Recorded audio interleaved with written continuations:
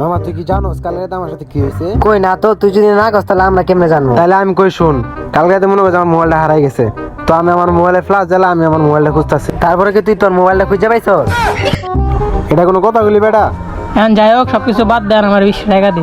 তুই আবার কি লেওয়ার কথা কস? আমার কাছে 20 খাওয়ার টাকা না, আর তুই আইছস 20 টাকা লইতে, তাই না? এনতে যা পলা। তুই আমার শিখাস, তোর কাছে টাকা নাই তাই না? হ্যাঁ, আমি তো টাকার গুডাউন লইছি এনে। তুই থাক, আমি গেলাম গা। তোরা বেটা পারো। আচ্ছা মামা ওর কথা বাদ দে, এখন আমার 20 টাকা দে। তুই আবার কি কথা হইতেছস? আমার কাছে 20 খাওয়ার টাকা নাই, তুই না দেখলি ওরা, আমি কইলাম লেওরা। তোমার কাছে টাকা আছে না না আছে সবই কিন্তু আমি জানি, বুঝছো? তুই থাক আমি গেলাম।